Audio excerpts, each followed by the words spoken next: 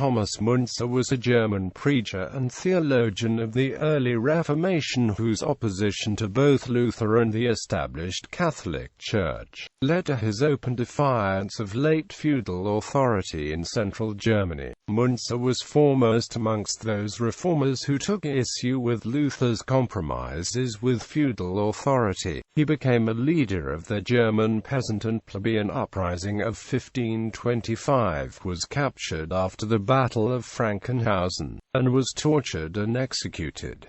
Few other figures of the German Reformation have raised so much controversy, which continues to this day, as Müntzer, a complex and unique figure in history. He is now regarded as a significant player in the early years of the German Reformation and also in the history of European revolutionaries. Almost all modern studies of Müntzer stress the necessity of understanding his revolutionary actions as a consequence of his theology. Müntzer believed that the end of the world was imminent and that it was the task of the true believers to aid God in ushering in a new era of history within the history of the Reformation. His contribution, especially in liturgy and biblical exegesis, was of substance, but remains undervalued.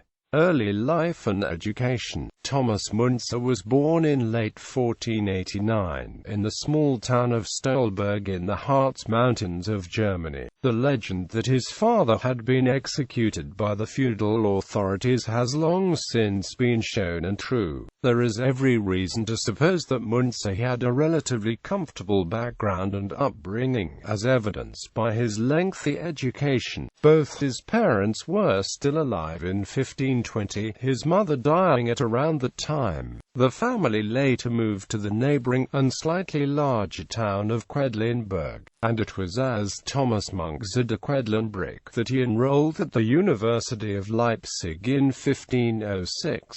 Here he may have studied the arts or even theology. Relevant records are missing, and it is uncertain whether Müntzer actually graduated from Leipzig. He later enrolled in late 1512 at the Viadriana University of Frankfurt an der Oder. It is not known what degrees he had obtained by 1514, when he found employment within the church. Almost certainly a master's degree in theology of the arts, and possibly, but less certainly, a Bachelor of Theology. Again, the university records are full of holes, or are completely missing. At some time in this rather obscure period of his life, possibly before his studies at Frankfurt, he held down posts as an assistant teacher in schools in Halle and Aschersleben, at which time, according to his final confession, he is alleged to have formed a league against the incumbent Archbishop of Magdeburg. To what end the league was formed is wholly unknown. Early employment and the Wittenberg contacts. In May 1514, he took up a post as priest in the town of Braunschweig, where he was occupied on and off for the next few years. It was here that he began to question the practices of the Catholic Church, and to criticize, for example, the selling of indulgences. In letters of this time, he is already being addressed as a castigator of unrighteousnesses. Between 1515 and 1516, he also managed to find a job as schoolmaster at a nunnery in Froes, near Aschersleben. In the autumn of 1517, he was in Wittenberg, met with Luther and became involved in the great discussions which preceded the posting of Luther's 95 Theses. He attended lectures at the university there, and was exposed to Luther's ideas as well as other ideas originating with the humanists, among whom could also be counted Andreas Bodenstein von Karlstadt, who later became a radical opponent of Luther. Müntzer did not remain in Wittenberg for long, and was reported in various other locations in Thuringia and Franconia. He continued to be paid for his position at Braunschweig until early 1519, when he turned up in the town of Jüterborg, northeast of Wittenberg, where he had been asked to stand in for the preacher Franz Gunther. Gunther had already been preaching the Reformed gospel, but he had found himself viciously attacked by the local Franciscans. Requesting leave of absence, he left the scene and Müntzer was sent in. The latter picked up where Günther had left off. Before long, the local ecclesiastics were complaining bitterly about Müntzer's heretical articles which challenged both church teaching and church institutions. By this time, Müntzer was not simply following Luther's teachings. He had already begun to study the works of the mystics Suso and Tauler, was seriously wondering about the possibility of enlightenment through dreams and visions, had thoroughly explored the early history of the Christian Church, and was in correspondence with other radical reformers such as Karlstadt. In June 1519, Müntzer attended the disputation in Leipzig between the reformers of Wittenberg and the Roman Church hierarchy, represented by Johann Eck. This was one of the high points of the early Reformation. Müntzer did not go unnoticed by Luther, who recommended him to a temporary post in the town of Zwickau. However, at the end of that year, he was still employed in a nunnery at Buditz, near Weissenfels.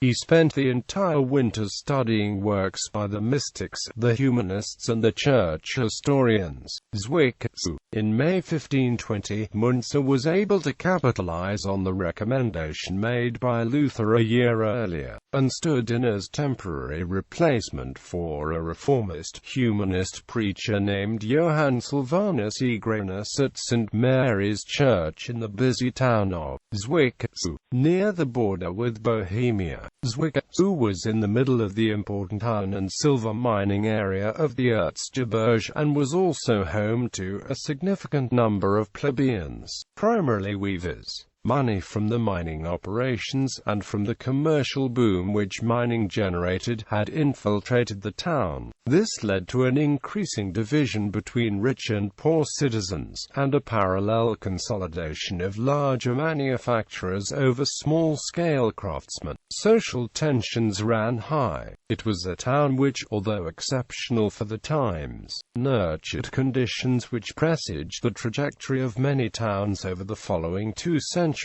At St. Mary's, Müntzer carried on as he had started in Jüterbock. This brought him into conflict with the representatives of the established church. He still regarded himself as a follower of Luther, however, and as such he retained the support of the town council, so much so that when Egranus returned to post in October 1520, the town council appointed Müntzer to a permanent post at St. Catherine's Church. St. Catherine's was the church of the weavers. Even before the arrival of Lutheran doctrines, there was already in Zwickau a reform movement inspired by the Hussite Reformation of the 15th century, especially in its radical, apocalyptic Taborite flavor. Amongst the Zwickau weavers this movement was particularly strong, along with spiritualism. Nikolaus Storch was active here, a self-taught weaver who placed every confidence in spiritual revelation through dreams. Soon he and Müntzer were acting in concert. In the following months, Müntzer found himself more and more at odds with Egranus, the local representative of the Wittenberg movement, and increasingly embroiled in riots against the local Catholic priests. The town council became nervous at what was going on at St. Catherine's, and in April of 1521 at last decided that enough was enough. Müntzer was dismissed from his post and was forced to leave Zwickau. Prague and months of wandering. Müntzer initially traveled over the border into Bohemia to the town of Zatek. This town was known as one of the 5 safe citadels of the radical Taborites of Bohemia. But Müntzer only used this as a stopover en route to Prague. It was in Prague that the Hussite Church was already firmly established, and Müntzer thought to find a safe home where he could develop his increasingly un-Lutheran ideas. He arrived here in late June of 1521, made welcome as a Martinist, a follower of Luther, and was allowed to preach and to give lectures. He also found the time to prepare a summary of his own beliefs. which appeared in a document known to posterity, slightly misleadingly, as the Prague Manifesto. This document exists in 4 forms: 1 in Czech, 1 in Latin, 2 in German. One of them is written on a large piece of paper, about 50 centimeters by 50 centimeters, much like a poster, but written on both sides.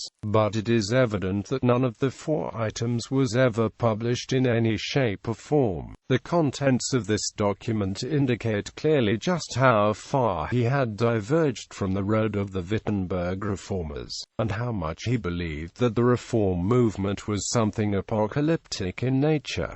Thomas.Müntzer beseeched the Church not to worship a mute God, but a living and speaking one. None of the gods is more contemptible to the nations than this living one to Christians who have no part of him. Quote, in November or December 1521, having discovered that Müntzer was not at all that they had supposed, the Prague authorities ran him out of town. The next 12 months were spent wandering in Saxony. He turned up in Erfurt and in Nordhausen, in each of which he spent several weeks, applying for suitable posts but failing to be appointed. He also visited his hometown of Stolberg to give sermons, and in November 1522 visited Weimar to attend a disputation. From December 1522 until March 1523, he found employment as chaplain at a nunnery at Glauca just outside Halle. Here he found little opportunity to continue with his desire for change. Despite the existence of a strong and militant local reform movement, his one attempt to break the rules, by delivering the communion in both kinds to a noblewoman named Felicitas von Selmenitz, probably led directly to his dismissal. Allstedt. His next post was both relatively permanent and productive. In early April of 1523, through the patronage of Selmenitz, he was appointed as preacher at St. John's Church in Allstedt in Saxony. He found himself working alongside another reformer, Simon Hafritz, who preached at the Church of St. Wigberti. The town of Allstedt was small, barely more than a large village, with an imposing castle set on the hill above it. Elector Friedrich held the right to appoint to St. John's, but the town council either forgot to advise him, or did not feel that his approval was necessary. Almost immediately on arrival, Müntzer was preaching his version of the Reformed doctrines, and delivering the standard church services and masses in German. Such was the popularity of his preaching and the novelty of hearing services in German that people from the surrounding countryside and towns were soon flocking to Allstedt. Some reports suggest that upwards of 2,000 people were on the move every Sunday. Within weeks, Luther got to hear of this and wrote to the Allstedt authorities, asking them to persuade Müntzer to come to Wittenberg for closer inspection. Müntzer refused to go. He was far too busy carrying through his Reformation and wanted no discussion behind closed doors. At this time, he also married Ottilie von Gerson, a former nun. In the spring of 1524, Ottilie gave birth to a son. It was not only Luther who was concerned. The Catholic Count Ernst von Mansfeld spent the summer of 1523 trying to prevent his own subjects from attending the Reformed services in Allstedt. Müntzer felt secure enough to pen a letter to the Count in September, ordering him to leave off his tyranny. "I am as much a servant of God as you, so tread gently, for the whole world has to be exercised in patience. Don't grab, or the old coat may tear. I will deal with you 1,000 times more drastically than Luther with the Pope." Quote, throughout the remainder of 1523, and into 1524, Müntzer consolidated his Reformed services and spread his message in the small town. He arranged for the printing of his German church service, the Protestation, a proposition by Thomas Müntzer from Stolberg in the Harz Mountains, now pastor of Allstedt, about his teachings, and on the counterfeit faith, in which he set out his belief that the true faith came from inner spiritual suffering and despair. In the spring of 1524, supporters of Müntzer burned down a small chapel at Malabach, much to the annoyance of the abbess of the Naundorf nunnery. The town council and the castellan failed to do anything about her complaint, but in July, Müntzer was invited before the electoral Duke Johann in Alstedt Castle, possibly in lieu of a belated trial sermon, and there he preached his famous sermon on the second chapter of the book of Daniel, a barely concealed warning to the princes that they should pitch in with the Alstedt reforms or face the wrath of God. What a pretty spectacle we have before us now, all the eels and snakes coupling together immorally in one great heap,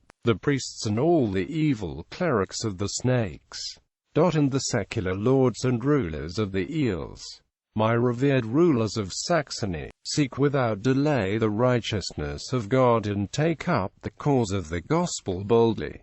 The immediate reaction of the princes is not documented, but Luther did not hold back. He published his letter to the princes of Saxony about the rebellious spirit, demanding the radicals' banishment from Saxony. However, the princes simply summoned all the relevant persons of Alstedt-Müntzer included to a hearing at Weimar where, after being interrogated separately, they were warned about the future conduct. This hearing had the desired effect upon town officials, who backpedaled rapidly and withdrew the support for the radicals.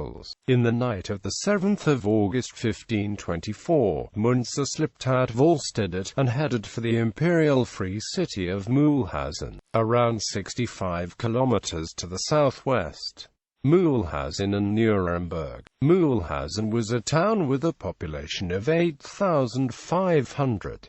During 1523, social tensions which had been brewing for several years came to a head, and the poorer inhabitants had managed to wrest some political concessions from the town council. Building on this success, a radical reform movement kept up the pressure under the leadership of a lay preacher named Heinrich Pfeiffer, who had been denouncing the practices of the old church from the pulpit of St. Nicolaus Church. Thus, before Müntzer arrived, there was already considerable tension in the air. He was not appointed to any pulpit, but this did not stop him from preaching, agitating and publishing pamphlets against Luther. His comrade in arms here was Pfeiffer. While the two men did not necessarily share the same beliefs, there was enough common ground in their reformatory zeal and belief in the inspired spirit to allow them to work together closely. A minor civic coup took place in late September 1524, as a result of which leading members of the town council fled the town, taking with them the city insignia and the municipal horse. But the coup was short-lived, partly because of divisions within the reformers inside the town, and partly because the peasantry in the surrounding countryside took issue with the unchristian behavior of the urban radicals. After only 7 weeks in the town, on the 27th of September, Müntzer was forced to abandon wife and child once more and escape with Pfeiffer to a safer haven. He traveled first to Nuremberg in the south, where he arranged for the publication of his anti-Lutheran pamphlet, a highly provoked vindication and refutation of the unspiritual soft living flesh in Wittenberg, as well as one entitled A Manifest Expose of False Faith, both of which were confiscated by the city authorities,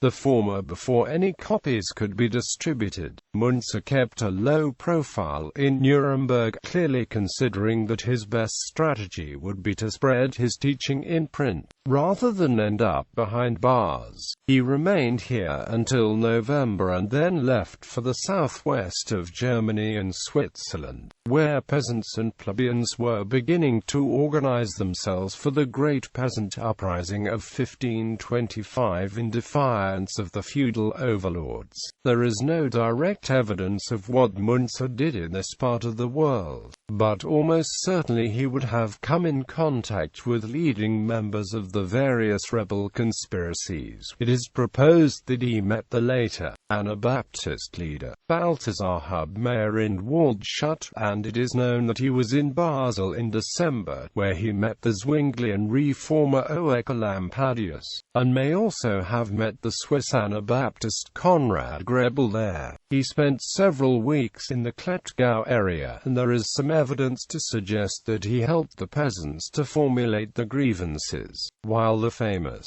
12 Articles of the Swabian peasants were certainly not composed by Müntzer, at least one important supporting document, the constitutional draft, may well have originated with him. Final months. In February of 1525 Müntzer returned to Mühlhausen and took over the pulpit at St. Mary's Church. The town council neither gave nor was asked for permission to make this appointment. It would seem that a popular vote thrust Müntzer into the pulpit. Immediately, he and Pfeiffer, who had managed to return to the town some 3 months earlier, were at the center of considerable activity. In early March, the citizens were called upon to elect an eternal council, which was to replace the existing town council, but whose duties went far beyond the merely municipal. Surprisingly, neither Pfeiffer nor Müntzer were admitted to the new council, nor to its meetings. Possibly because of this, Müntzer then founded the Eternal League of God in late March. This was an armed militia, designed not just as a defense league, but also as a God-fearing cadre for the coming apocalypse.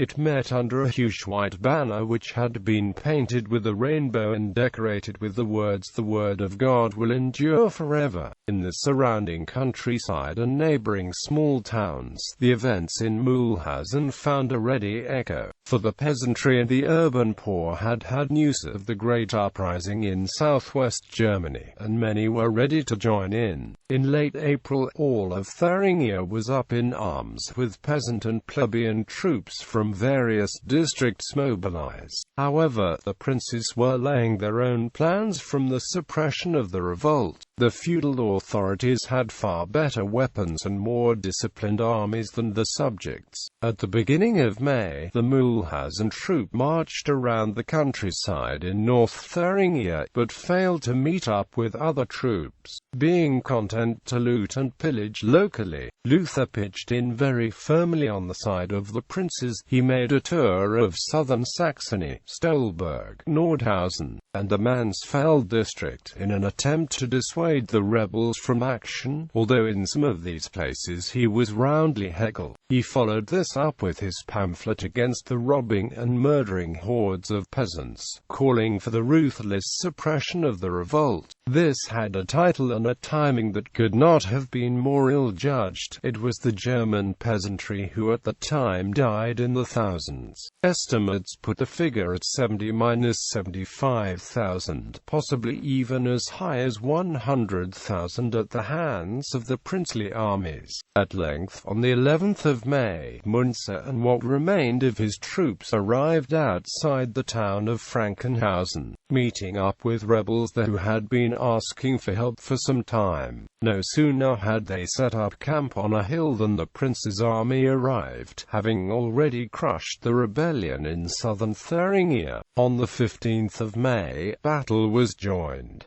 It lasted only a few minutes, and left the streams of the hill running with blood. 6,000 rebels were killed, barely a single soldier.